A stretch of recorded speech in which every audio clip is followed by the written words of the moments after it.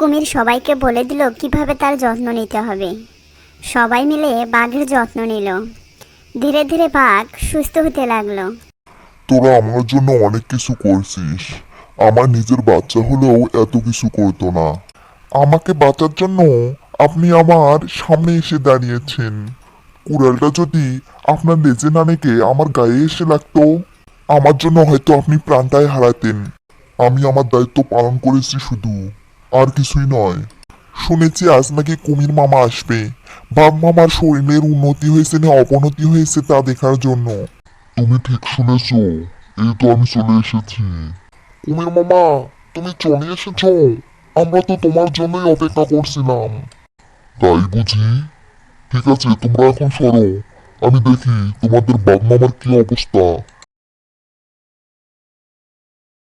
কি দেখলেন কুমির মামা? বাঘ মামা এখন কেমন আছে? তোমাদের জন্য বাঘ ভাই এখন প্রায় সুস্থ, তবে দুই একদিন বিশ্রাম নিলেই ওই ঠিক সেরে যাবে। বাঘ মামা কি তবে আর কোনোদিন লেজ ফেরত পাবে না?